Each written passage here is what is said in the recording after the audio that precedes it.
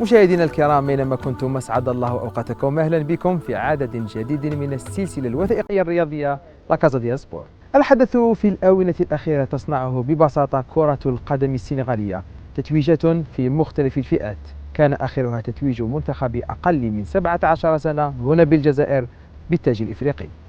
فريق لا كازا ديال سبور أراد أن يتعمق أكثر في أسرار هذه النهضة الكروية. بمشاركة أهل الاختصاص في السنغال سنحاول التعرف على خبايا استراتيجية تكوين وثائقي التجربة السنغالية، تتابعونه الآن.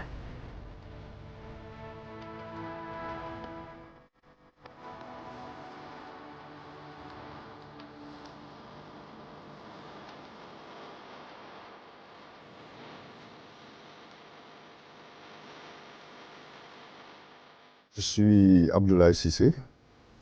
J'occupe quelques fonctions dans le football sénégalais et le football africain.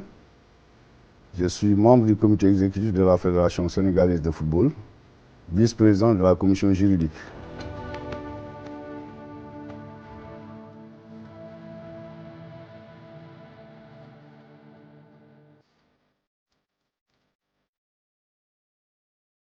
Bon, je pense que je suis Serine Saliou Bakedia.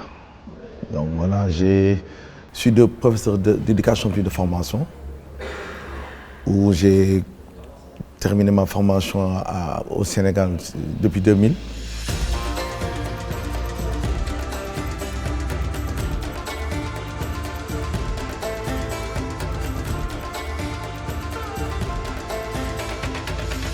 Donc dès là, après j'ai eu une bourse pour partir en Allemagne à Leipzig, où j'ai fait ma formation. Je suis revenu, j'ai dirigé des équipes de première division au Sénégal, des équipes très connues. Après j'étais reparti en Suisse, à Lausanne, pour faire le diplôme d'excellence. Donc voilà, quand je suis revenu, j'ai commencé à entraîner aussi en première division au Sénégal. Après c'est par la suite que Aspae m'a pris.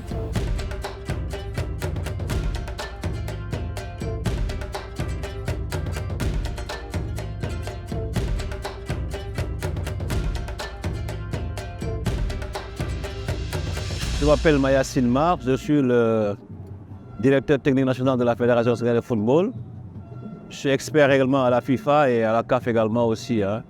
Oui, mais écoutez, je pense que c'est un travail même de longue durée. Je pense que ce n'est pas venu comme ça parce que le football quand même c'est un développement, c'est également aussi surtout la stabilité, c'est également la résilience, c'est également aussi beaucoup de feedback.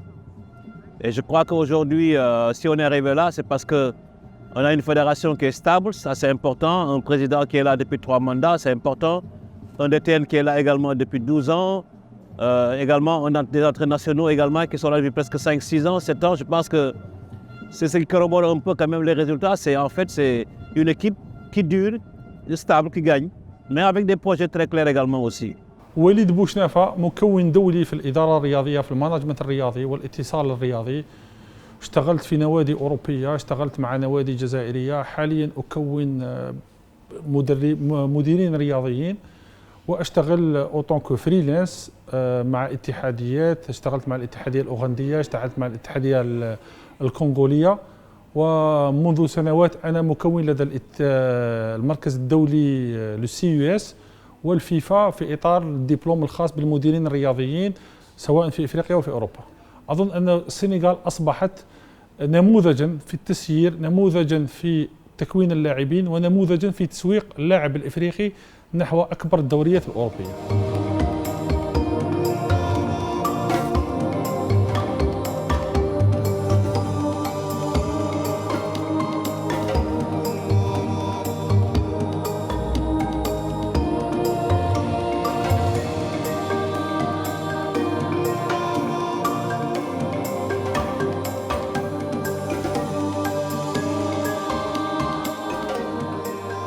Si vous vous réveillez le dimanche, le week-end, le samedi, partout au Sénégal, dans les rues, dans les ruelles, dans les écoles, c'est des jeunes qui tapent le ballon, qui sont organisés autour des écoles de football, entre guillemets, peu ou prou reconnues.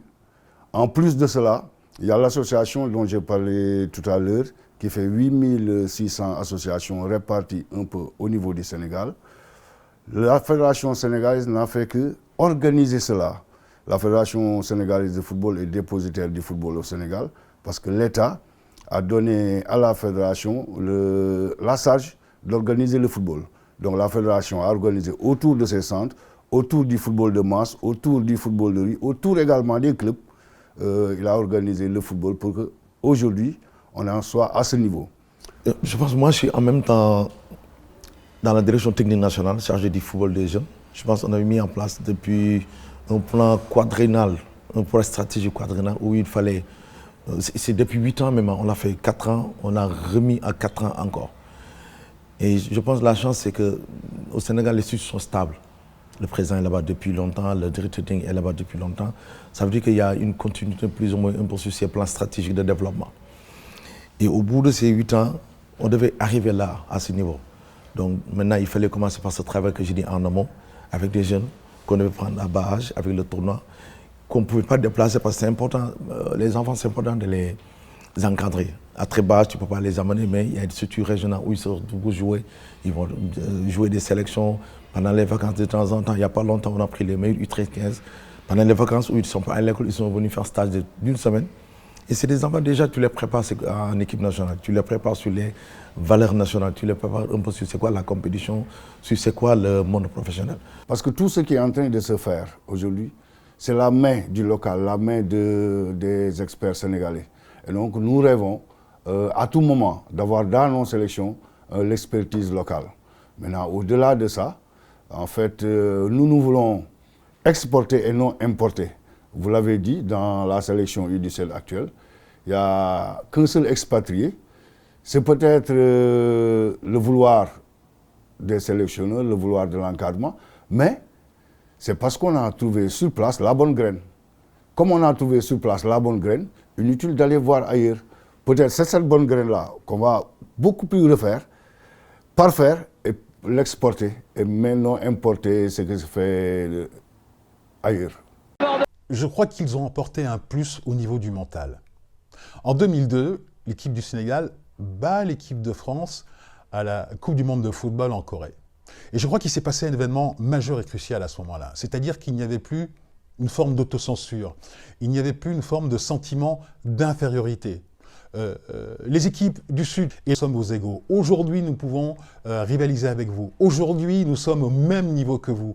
Et je crois que c'est l'année zéro, c'est le point de départ où n'importe quelle équipe s'est dit aujourd'hui, nous pouvons battre une équipe du Nord si nous n'avons pas le complexe qui nous a inhibés jusqu'à présent, si nous considérons aujourd'hui que nous sommes au même niveau qu'eux. Et je crois qu'ils ont initié ça au niveau du moral, c'est-à-dire que n'importe quelle équipe africaine aujourd'hui qui rentre sur le terrain et qui a été bien formée, bien entraînée, peut battre n'importe quelle équipe européenne, équipe du Nord. Et je crois que cette génération 2002, c'est ça qu'elle a insufflé aux équipes de jeunes et aussi à toutes les autres équipes africaines. أظن أن الاعتماد على الجيل الذي ساعد السنغال في البروز سنة 2002 عامل من العوامل الأساسية. المدرب السنغالي الذي احترف في أوروبا تكون في أوروبا، أتى بالأشياء الإيجابية التي تتعلمها في الأكاديميات في الاتحاديات الأوروبية سواء في فرنسا بلجيكا وإسبانيا، وقام بسنغاليتها بجعلها نموذجا سنغالي. أخذ الإيجابي في أوروبا وأخذ الإيجابي في السنغال، وهذه العملية هذا الخليط جعل المدرب السنغالي يحصل على النتائج. أظن أنه بابتيو أو أليو سيسي مثلا العام الفارط، عمر داف كان تقريبا المدرب الإفريقي الوحيد خريج المدرسة الإفريقية الذي تكون في إفريقيا وأصبح مدربا في نادي سوشو، وهذه السنة بدأ مع نادي ديجون الفرنسي، وهذه سابقة بالنسبة للمدرب الإفريقي. Donc ça veut dire quelque part, donc depuis 8 ans on a mis en place ces trucs.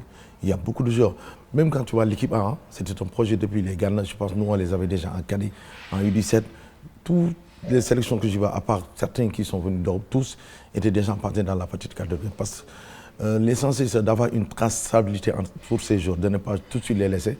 Mais dès qu'ils quittent le Sénégal, nous, on a cette obligation de les suivre. Même si d'autres meilleurs, on les appelle en sélection, qu'il y a la possibilité pour qu'ils puissent continuer à compétir. Et qu'il y a tout le temps un lien entre les U15 et les U17, les U17, 19 et 23. Et pour preuve, dans la sélection U17 là, on a au moins 10 2007 qui étaient vainqueurs 2 fois. Ça veut dire quelque part, ils savent c'est quoi la compétition du nouveau, c'est quoi aussi le maillot national. Il prie sans doute comme tous les Sénégalais qui regardent ce ballon au bout des pieds de Sadio Mané, malheureux tout à l'heure dans l'exercice. Sadio Mané, qui c'est là, Sadio Mané, c'est dedans. Sadio Mané, c'est dedans. J'ai toujours rêvé de devenir un footballeur professionnel. D'ailleurs, maman m'a toujours dit qu'il faut aller au bout de ses rêves et que la persévérance est la clé du succès.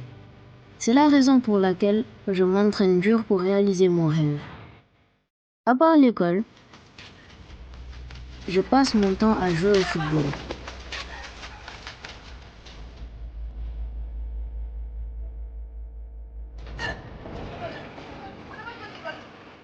Tout en sachant que les deux activités sont importantes pour ma réussite. Moi, c'est Amadou. J'ai 12 ans. Je suis en classe de CM2. Je suis en catégorie U13 à B-Sport Academy.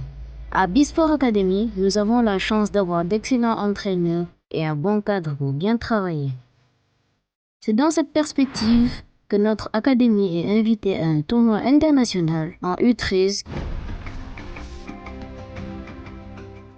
Vous savez, moi, j'ai toujours cru en cela. Déjà, il y a 30 ans de cela, j'en ai parlé au cours d'une émission. J'ai dit qu'il faut que le football soit organisé autour des clubs, mais autour des infrastructures. Tant qu'on n'a pas d'infrastructures, on sera dans des balbutiements. Mais si on a maintenant les infrastructures, on peut avancer. C'est ce qui a permis au Sénégal, par exemple, à travers Djambar, à travers Génération Foot, à travers même des centres de formation comme Dangan Foot Center, qui sont moins connus, à travers des écoles comme Kermadior, à travers maintenant tout ce football de masse-là, autour des infrastructures, de pouvoir avancer. Je dis par exemple au Sénégal, partout dans les départements, dans les communes, on crée aujourd'hui des terrains de football. Le politique a compris aujourd'hui qu'il faut investir dans le football.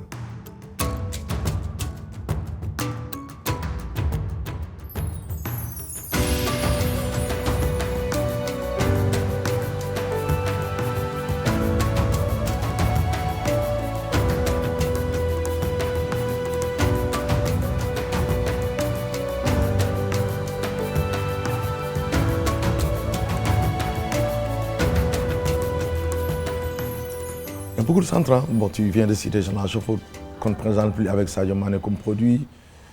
Gana Gueye avec Djambar. Il y a Sacré-Cœur qui a un partenariat avec l'Olympique Lyonnais. Il y a d'autres académies qui sont là-bas, qui ne sont pas comme Djambar. Mais je pense qu'ils sont très bons, qui donnent de très bonnes qualités. On peut citer Darou Salam, on peut citer des anciens internationaux qui sont là, comme les Dembaba, les Charmang, maintenant qui ont implanté des centres là-bas. Il y a beaucoup de centres, beaucoup de centres. Et eux, toute leur politique, c'est d'aller vers l'intérieur du Sénégal pour essayer de dénicher plus ou moins ces talents. Et je pense que c'est une excellente chose. Et comme je l'ai dit tantôt, il y a une structure qu'on appelle CONEFS, Coordination nationale des écoles de football au Sénégal, qui ont la lourde tâche d'organiser un tournoi dans tous les départements à l'image. À 11 ans déjà, on commence à faire un tournoi, on l'appelle CONEFS, en U13 et en U15. Et ça donne de la taille pour ces dirigeants d'avoir les joueurs qu'ils veulent. Et nous, en face, même si on ne peut pas aller en Casamance, il y a un autre centre qui est parti là-bas et voilà, ça va être un produit qui peut être utilisé en équipe nationale. On fait souvent des visites au cours de la saison pour pouvoir s'imprégner un petit peu mieux encore du partenariat qui existe entre Dakar Sacré-Cœur et l'OL. Pouvoir avoir, comme ce matin, une revue d'effectifs des jeunes joueurs. Ça nous permet de voir l'évolution des joueurs, la façon dont ils travaillent, la façon dont ils évoluent et nous, ça nous permet d'avoir pas mal d'indications pour anticiper, planifier la venue de certains joueurs à l'Olympique Lyonnais. FC ميتس هو شريك ليست توأمة عادية في شريك أنه ملاك نادي ميتس هم تقريبا ملاك بنسبة مئوية لنادي جينيراسيون فوت أو لأكاديمية جينيراسيون فوت. أولمبيك ليون مالك بطريقة غير مباشرة للساكري كور. ديامبار بمارسيليا اشتغلوا في اتفاقية لتسويق اللاعبين. آخر لاعب كان المهاجم جانغ مهاجم المنتخب السنغالي، غير أنه منذ سنة أو 6 أشهر الاتفاقية لم تطل لأنه مارسيليا لم يقم بتسويق أو ترويج للاعب السنغالي بالعدد الكافي. وأظن أنه هذه الأمر جعل الفرق لما يكون عندك أكاديمية وترويج واللاعب، أنه اللاعب الأول في التسويق كرة القدم، اللاعب الأول الذي ينتقل هو السفير.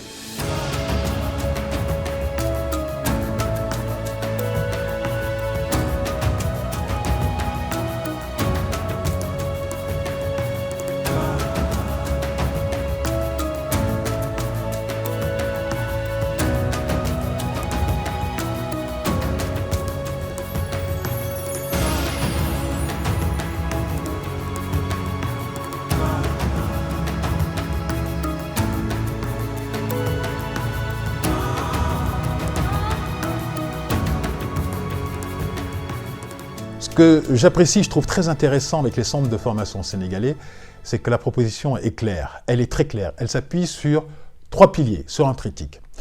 Le premier pilier, c'est la construction de footballeurs sur le plan technique afin qu'ils soient assez solides pour évoluer dans les championnats européens, notamment dans les 5 grands championnats du continent européen.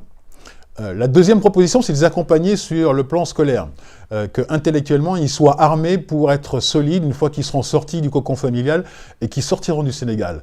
Et troisièmement, c'est d'inculquer des valeurs aussi à ces jeunes footballeurs, pour en faire des honnêtes hommes, comme on les appelait au XVIIIe siècle, c'est-à-dire des hommes qui, mentalement, moralement, soient solides. Et c'est ça que j'apprécie. Vous voyez, on a ce triptyque, on a ces 3 piliers.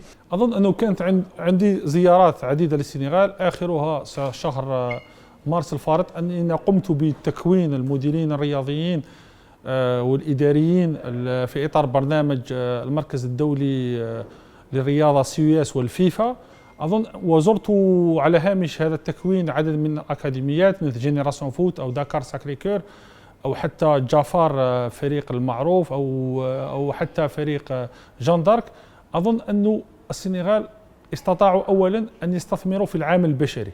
العامل البشري هو المهم، كما أن تواجد الملاعب، أنه الأكاديميات الخاصة في السنغال كلها تمتلك ملاعبها، ليست ملاعب بمواصفات كبرى، لكن هذه الملاعب تجد أنه الأكاديمية لها ملعبين 3 ملاعب 4 ملاعب على الأكثر، يمكن للمدربين أن يشتغلوا فيها من الساعة 8 أو 7 صباحاً أو 6 صباحاً حتى الساعة 10 ليلاً أو 11 ليلاً. وهذا ما يجعل اللاعب السنغالي له الحجم الساعي من التدريب يفوق كل اللاعبين في إفريقيا.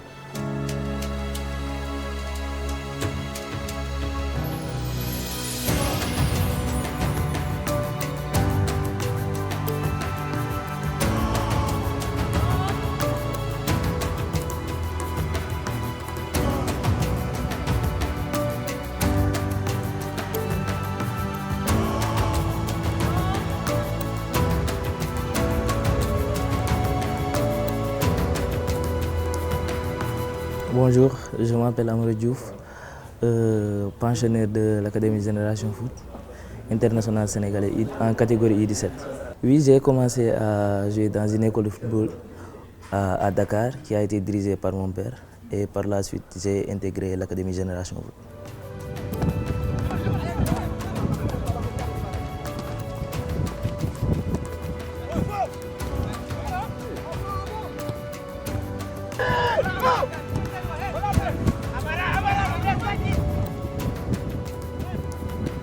Il m'a donné des conseils, il m'a beaucoup soutenu sur le foot. Il savait que s'il m'accompagne, je vais devenir un grand joueur. Et il m'a aidé sur ça et m'a accompagné. Être un Djambar, c'est être discipliné, avoir ça, être un guerrier, être un homme. Djambar, c'est au-delà du football. Alors moi, c'est Mamadou Aliou Diallo, je suis défenseur central gaucher et je suis joueur de l'équipe nationale U17. Je viens de l'Académie Djambar à Saly, au Sénégal.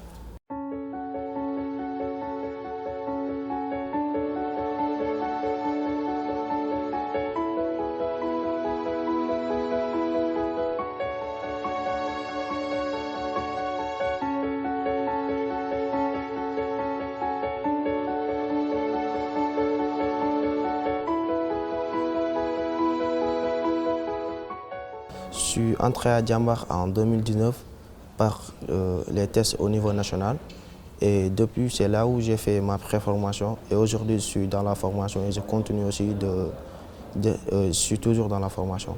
Je l'ai dit tout à l'heure, il y a des centres aujourd'hui que vous connaissez, qui sont des centres très bien organisés, avec des infrastructures, avec des sites d'hébergement, avec des terrains. À côté de ces centres, il y a d'autres centres, entre guillemets, qui existent partout au niveau du Sénégal. C'est d'anciens joueurs, d'anciens dirigeants qui organisent les jeunes au niveau de ce qu'on peut appeler des centres de formation, mais dans des infrastructures étatiques ou bien dans des infrastructures municipales.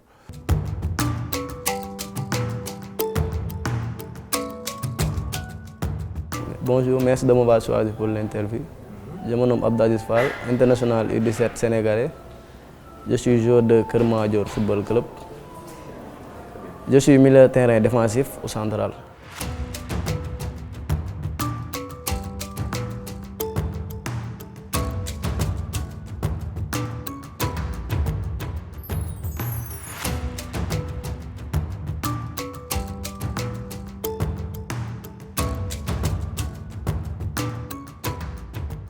Oui, après mes débuts à l'école de football Gallo-Mbodj de Mbour, j'ai intégré l'académie de Keur Madior Football Club. Ça fait 2 ans maintenant. Oui. Bah, c'est très important d'être dans une académie parce qu'on apprend beaucoup de choses là-bas pour aller dans l'autre niveau. À côté de cela, maintenant, il y a toute cette catégorie d'individus qui organisent le matin et le week-end les jeunes dans les espaces publics des quartiers. Donc tout cela, en fait, c'est une symbiose entre le formel et l'informel qui fait...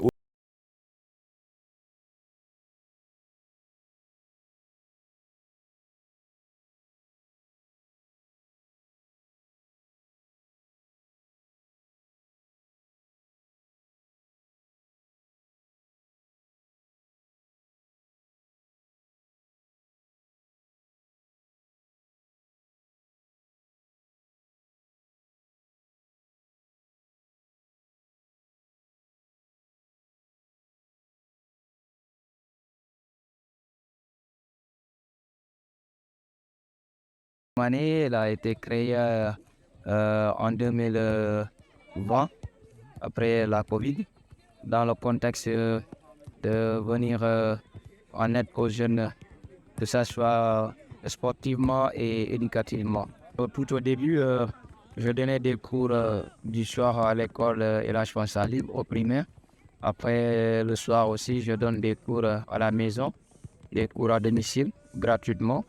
Donc c'est de là qu'est partie l'idée de venir, de soutenir les garçons, vu qu'ils aiment le football, donc amener la touche sportive qui serait aussi un pilier qui motiverait encore plus les gosses à faire les devoirs à la maison et aussi à prospérer dans les études. C'est un triple projet.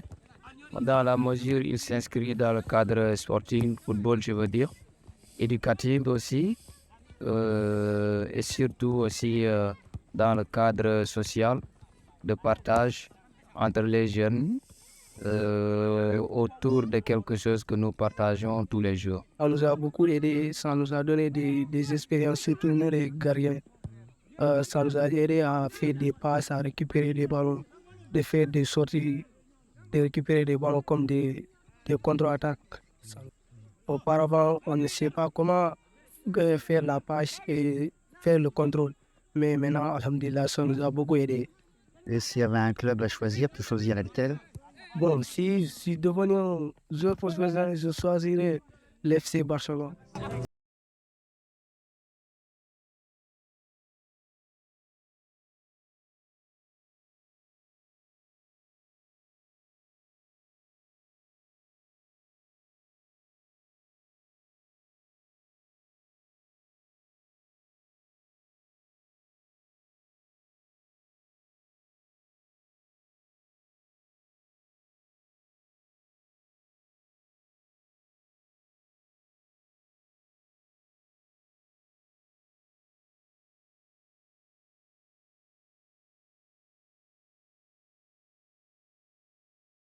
Jamais de donner un hommage pour eux, parce que je pense que c'est eux qui prennent les garçons à bas âge. Parce que le garçon ne peut pas attendre 11 ans ou 13 ans pour aller dans le structure organisée. Il va falloir 7 ans, 8 ans, 9 ans qu'ils commencent à taper au ballon.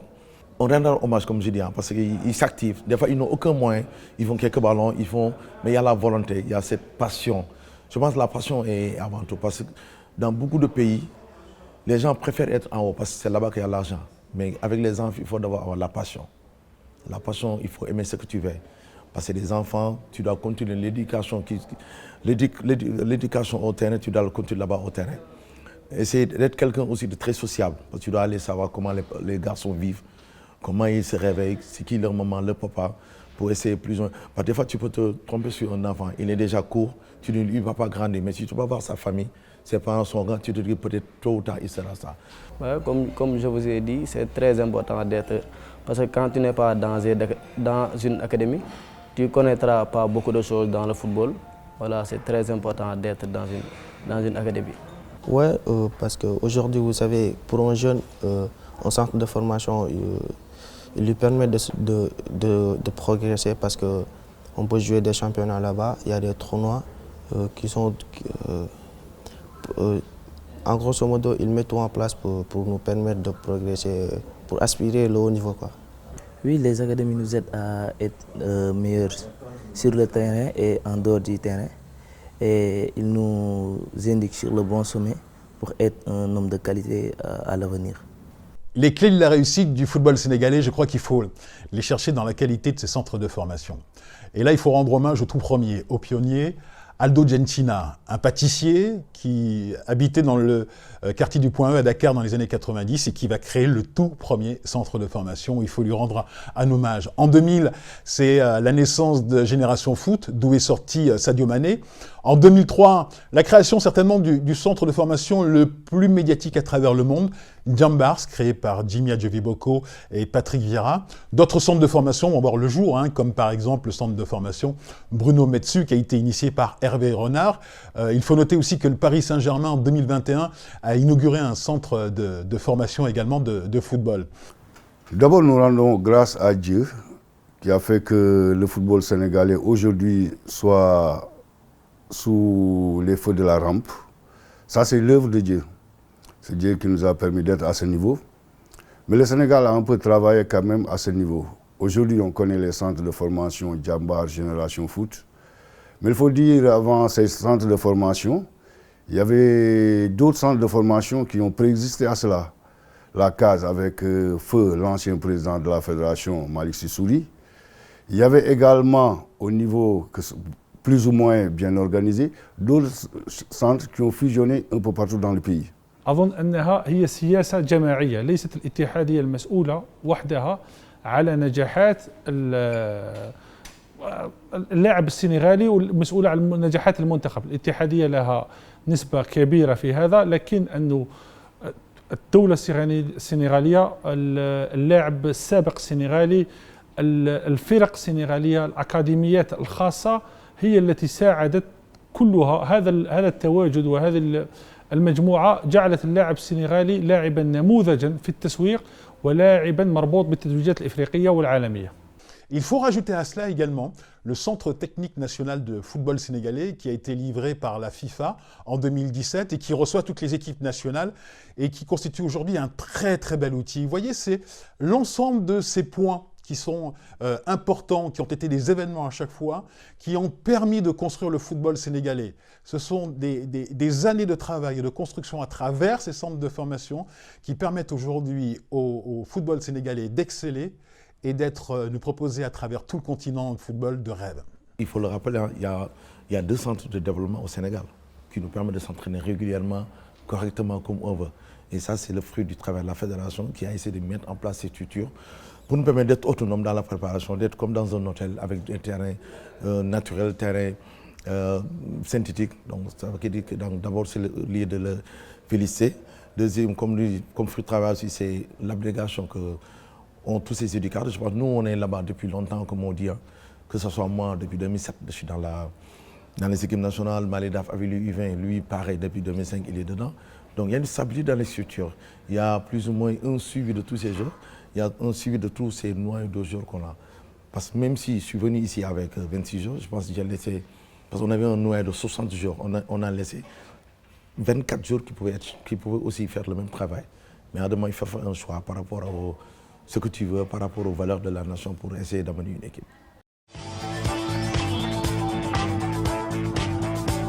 Il vous reste à faire le tour du monde à travers les livres que nous vous offrons. Progresser, c'est progresser dans ses connaissances, progresser sur le terrain, c'est progresser globalement. Dites-vous bien que ça ne fait que commencer pour vous. Et ça dépend de vous. Ça dépend de vous uniquement de venir rejouer là un jour et d'enflammer le public. Alors nous, à Djambar, au quotidien, au réveil, nous avons le réveil à 6 h. À 6 h, après, il y a le bain. Après, nous allons prendre notre petit-déj. Après, il y a l'école. Il y a l'école de 8 h à 13 h 45. Après, il y a repas. Il y a la sieste. Ouais, la sieste. Après, il y a aussi les entraînements qui se déroulent de 17 h à 19 h. Après cela, il y a aussi les études la nuit. La nuit de 20 h à 22 h. Après, il y a le coucher. Il y a un staff qui nous accompagne tous les jours. on parvient à avoir une bonne progression dans l'académie.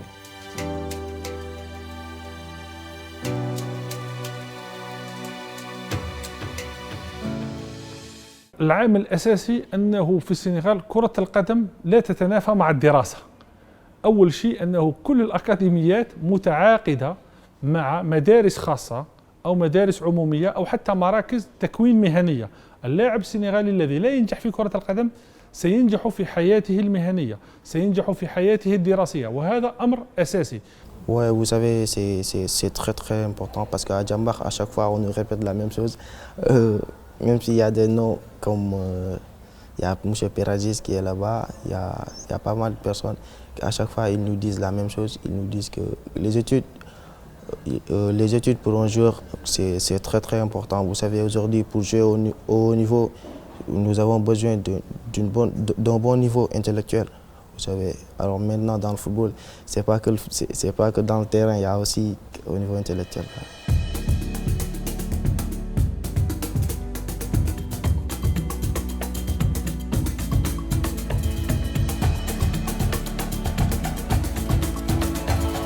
Au Sénégal, il y a 46 départements. Il y a 14 mecs. Dans tous les départements, il y a un directeur technique départemental qui est chargé de mettre en place une équipe départementale. Maintenant, toutes ces équipes départementales vont être sur le plan national parce qu'il y a 14 ligues régionales et chaque région doit présenter une équipe nationale, une équipe régionale. Ça veut dire que là, on a l'attitude très large un peu pour avoir les meilleurs produits. Ça se fait en U17 aussi, ça se fait en U20.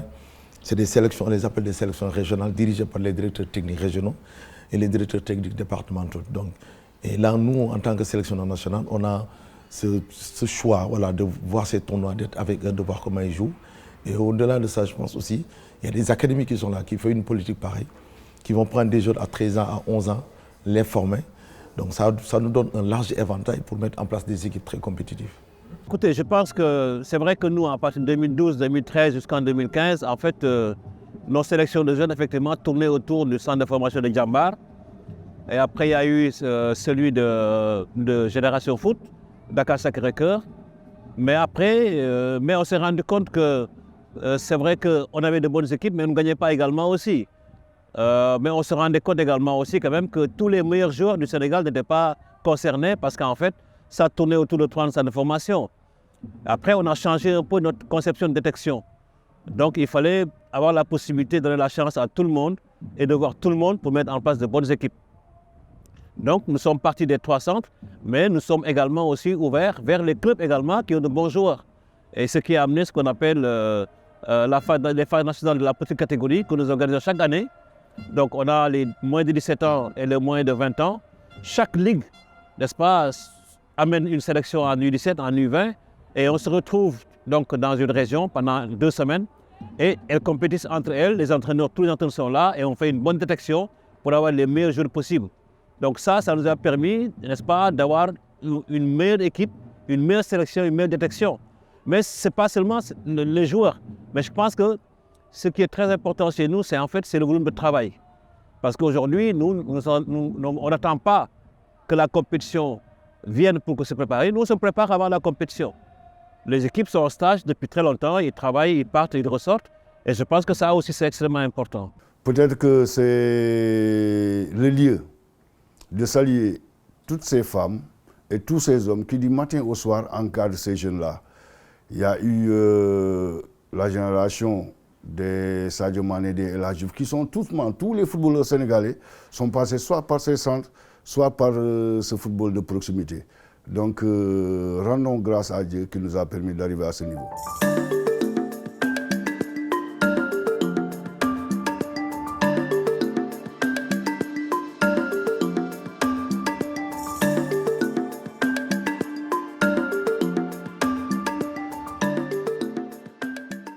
Oui, mais ça aussi, je pense que nous avons la chance d'avoir déjà une formation d'entraîneur depuis 1972. Hein, parce qu'on a des décrets qui forment les entraîneurs depuis 1972. On a des entraîneurs en premier degré, en deuxième degré et en instructeur. Mais ensuite, nous avons la chance d'avoir un institut national supérieur de sport qui forme des professeurs d'éducation physique, mais dont la plupart, presque les 3 quarts, c'est des optionnaires de football. Donc, ils sont au niveau des établissements scolaires et qui prépare les jeunes. Mais naturellement aussi, on a de très très bons formateurs. Parce qu'aujourd'hui, les bons joueurs sont faits par des bons entraîneurs. Mais les bons entraîneurs également aussi ont été formés par de bons formateurs. Et ça, on en a. Parce qu'aujourd'hui, j'ai au moins plus de 20 formateurs d'entraîneurs qui peuvent sillonner le Sénégal et assurer la formation des entraîneurs. Mais nous avons également aussi des entraîneurs d'élite. On a 5 entraîneurs d'élite africains, n'est-ce pas, qui sont des entraîneurs de licence CAF, n'est-ce pas, qui assurent la formation des formateurs. Et ça également aussi, c'est très très important parce que si vous n'avez pas de bons entraîneurs, vous ne pouvez pas avoir de bons joueurs. Ils vont t'indiquer sur le bon chemin et te guider pour devenir quelqu'un à l'avenir. Parce que dans l'encadrement, tu vas apprendre beaucoup de choses. Par exemple, on t'apprend les bonnes manières avant que tu ailles dans l'autre niveau. Ouais, leur importance parce que eux, ils ont une importance capitale pour les jeunes parce que c'est eux, je peux dire, la formation passe d'eux parce que c'est eux qui transmettent la formation aux jeunes.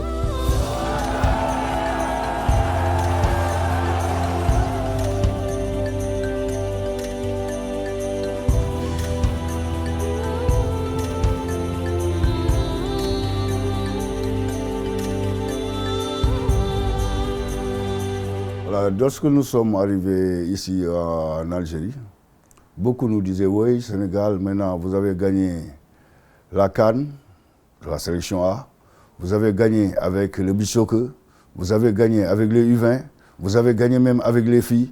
Mais je leur disais toujours, je réponds toujours que la boucle n'est pas encore bouclée.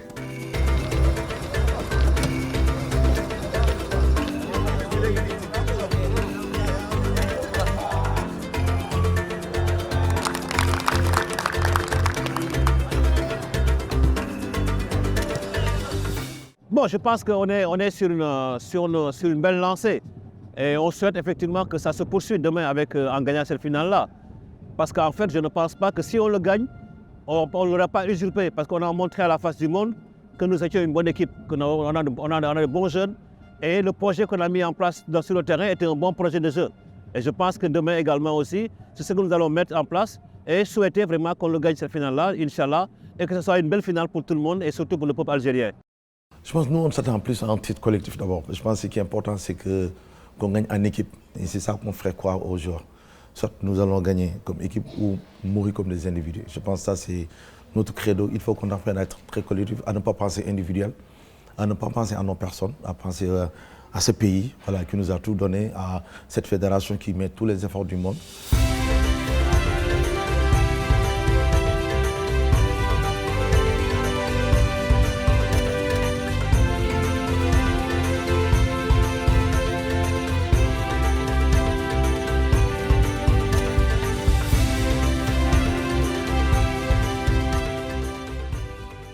Notre ambition dans cette CAN-là, ce n'est pas de gagner la coupe. Notre ambition, c'est de faire de vous des stars. Vous êtes déjà des leaders parce qu'on vous a sélectionné sur des milliers de jeunes Sénégalais qui savent jouer au ballon comme vous. Je vous assure que si on sortait ces gosses-là et on amenait d'autres, vous allez dire que mais, le Sénégal, qu'est-ce qui se passe là-bas? Parce que ce sont des jeunes qui ne savent que jouer. Donc on leur a dit que notre ambition, c'est de faire de vous des stars, pas de gagner la Coupe d'Afrique. Aujourd'hui, on est presque à un pas de remporter cette CAN. Mais je sais et je sens qu'on est en passe de réussir à transformer ces gosses-là à de simples footballeurs, à de simples leaders. Ils sont en passe de devenir des stars. أظن أن تسويق اللاعبين هم يسوقوا اللاعب في الدورات الرسمية لأن الدورات الرسمية فيها إحصائيات فيها داتا فيها فيديو أن التسويق هذا سيجعل سهل الاحتراف لكنه الذي يجب أن نعرفه أن الفرق السنغالية تشارك في دورات عدة سواء الأكاديمية لما نشوف أن المنتخب السنغالي يشارك في دورات غرب إفريقيا أنه مؤخرا جينيراسيون فوت كانت معزومة أو مستدعاة أو تلقت دعوة من طرف الفيفا أين شاركت في دورة في سويسرا لفئة أقل من 16 سنة مع أكبر الفرق الأوروبية. الفيفا لن تدعوك ولن تستضيفك من أجل سواد عينك وليس من أجل مساعدتك فقط. وأظن أنه مؤخرا كان نادي أولمبيك ليون قد انهزم بنتيجة عريضة أمام أكاديمية ساكريكور، ونعرف قوة أكاديمية أولمبيك ليون أوروبيا في اليوث ليج الأوروبية، وهذا ما يمكن أن يجعل الكرة الصغيرة قد تطورت كثيرا وأصبحت نموذجا في التسيير ونموذجا في المانجمنت وفي الإدارة بشكل كبير.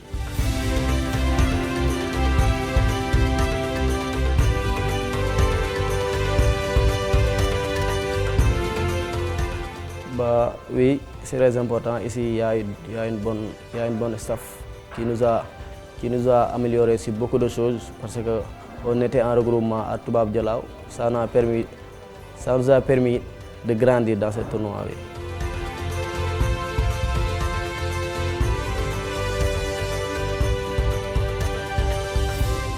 Alors, ces genres de tournois sont une vitrine pour nous jeunes footballeurs parce qu'ils nous permettent de grandir dans la compétition et aussi de jouer ce genre de compétition, c'est au haut niveau, quoi, vous savez. Aujourd'hui, je pense que tout jeune rêvait de jouer cela, comme moi par exemple. C'était un rêve, mais aujourd'hui, après, c'est devenu un objectif et aujourd'hui, je suis fier de représenter mon pays dans ce genre de compétition.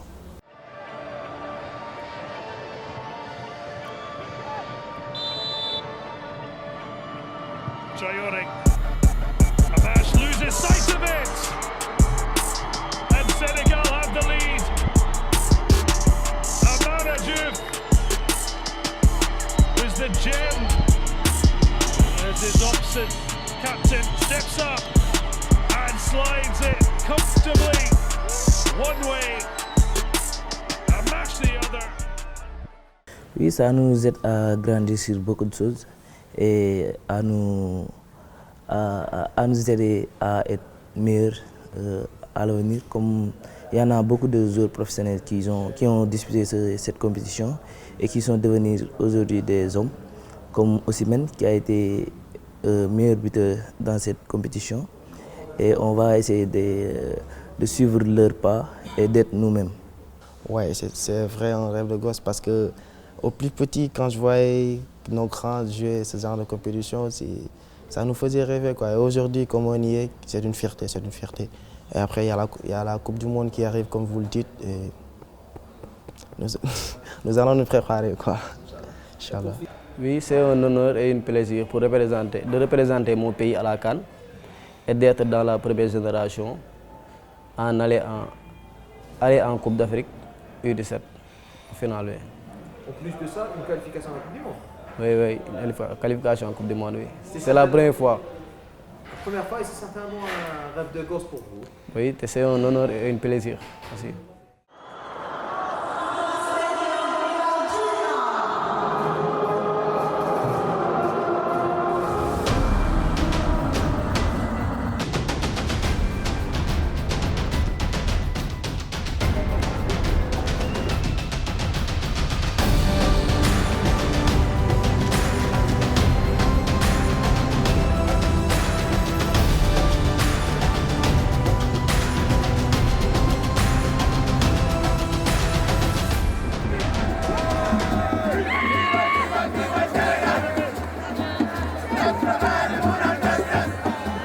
Mais extraordinaire. Vous-même, vous venez de constater l'euphorie, l'émotion, l'ambiance dans le stade. Mélangé d'amour et de passion, mais aussi de raison. Mais nous sommes agréablement surpris du soutien inlassable des Algériens aux Sénégalais. Bon, ça, c'est un mélange d'amour, parce que les deux pays sont des pays frères. Mais aujourd'hui, c'est la fête entre le Sénégal et le Maroc. Ils vont nous gratifier d'un beau spectacle. C'est pourquoi nous sommes tellement euphoriques. C'est une conjugaison d'efforts entre nos autorités étatiques, la fédération et l'ensemble de l'écosystème du sport ou bien du football sénégalais. Mais surtout, la forme de management anticipatif de nos fédéraux, le sens de devoir et de responsabilité, mais surtout le sens de la créativité, mais la solidarité dans le travail. Ils ont compris il faut travailler sur le long terme. C'est pourquoi ils ont posé tous les jalons pour orienter le football sénégalais. Au Sénégal, on joue partout. Mais ils ont mis aussi des espaces de base nous permettant de développer le football de petite catégorie. C'est pourquoi ce que vous êtes en train de voir, ce n'est pas une surprise en nous, parce que c'est un travail placé sur le long terme. Diouf, Aziz, Fad, et moi, c'est joueur. Mais écoutez, je pense qu'ils sont en train de répéter ce qu'ils ont enseigné. Et d'abord, ce n'est que le début du commencement. Il y aura une caravane de joueurs que vous allez voir. Et ici, et aussi, Inch'Allah, pour les U20. Et éventuellement, pour la CAN qui va aussi. Parce que le Sénégal compte d'abord sur ces jeunes-là. Et ils nous ont émerveillés. Et ce n'est que le début du commencement. Merci.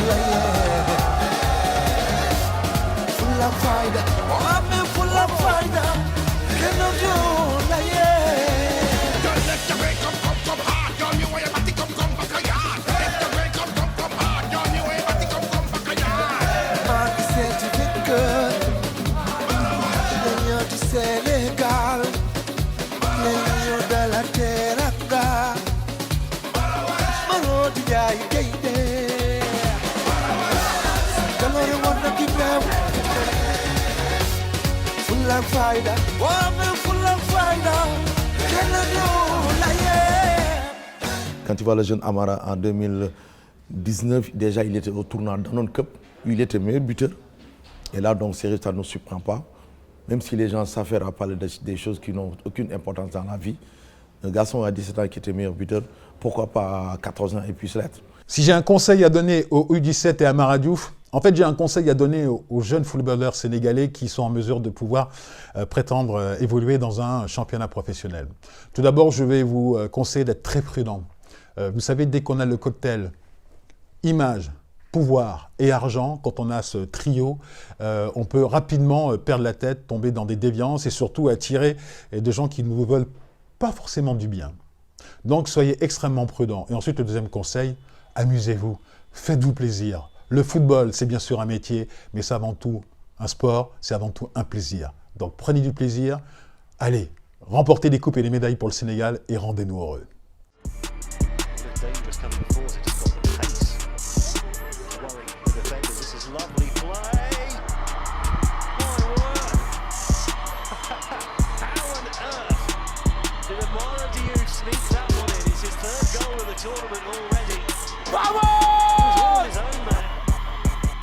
Oui, je suis très jeune et il y a mon père qui est derrière moi, qui s'occupe de moi.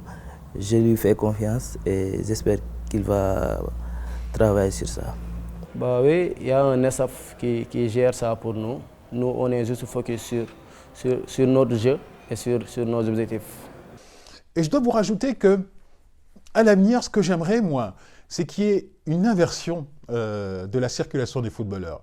C'est quelques footballeurs, jeunes footballeurs qui sont issus des pays du Nord, et bien, qui viennent chercher la formation au Sénégal pour la qualité qui est maintenant reconnue des centres de formation. Je pense qu'on n'en est pas très très loin de voir des jeunes qui viennent des pays du Nord se former dans les pays du Sud et notamment au Sénégal. Et ça, ce serait vraiment très très chouette. التجربة الجزائرية لنا مكونون بمستوى جيد جدا. نرى أن عدد من الفرق الخليجية مثلا تستعين بالمكونين الجزائريين. أظن أن الاستعانة بهذه المكونين ليس لسواد عيونهم أو لأنهم جزائريون فقط. أظن أنه يجب علينا أن نجد هذه الوصفة التي ستجعل من الجزائر قطب التكوين في أوروبا وقطب حصد التتويجات، ويجب أن نشتغل كلنا في إطار منهجي مع إشراك الجامعة، مع إشراك الباحثين، مع طرح التساؤل اللازم لجعل اللاعب الجزائري وجعل الكرة الجزائرية في ديناميكيتها السابقة التي عرفت بها.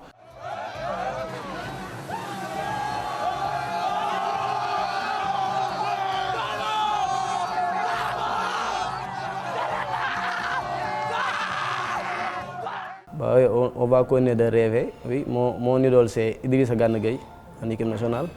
Et je t'ai dit que Marc Verratti c'est quand j'étais trop petit. Oui. Alors moi aussi, il n'y a pas à chercher très loin parce que nous avons ici dans notre équipe nationale A, il y a Kalidou Koulibaly qui est un grand exemple aujourd'hui dans le football, je veux dire mondial même. Et je le suis, c'est un idole, c'est une référence aujourd'hui. Et Inch'Allah, j'aimerais bien suivre ses pas.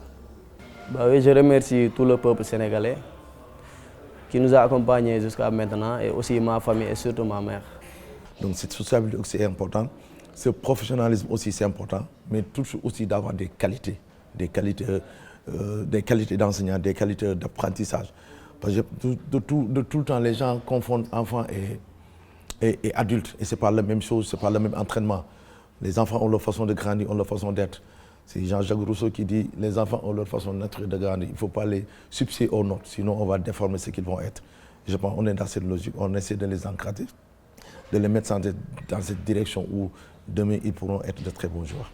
Je remercie mon club, Académie Génération Foot, et le président Mari Touré. Et je remercie aussi ma famille, mes frères et sœurs et le public sénégalais. Le mot de la fin, c'est remercier tout le monde, remercier le peuple algérien d'abord, les dirigeants algériens pour l'accueil et l'hospitalité qui nous a été réservée ici à Alger et dans les autres sites, à Annaba et à Constantine. Remercier les autorités du football sénégalais, l'État et la Fédération, qui nous a mis dans des conditions idoines pour réussir aujourd'hui le parcours que nous sommes en train de réussir. Et enfin, j'avais commencé par cela, je termine par cela, rendre grâce à Dieu qui a permis au football sénégalais d'arriver à ce niveau. Mais je voudrais remercier vraiment le peuple algérien, vraiment très gentil avec nous, vraiment à qui on a vu vraiment depuis le Chan, vraiment on a vu un pays vraiment qui est à la limite sénégalaise, hein, et je pense que ça c'est important et vraiment je remercie les Algériens. Merci. Merci beaucoup, c'était un honneur. Merci.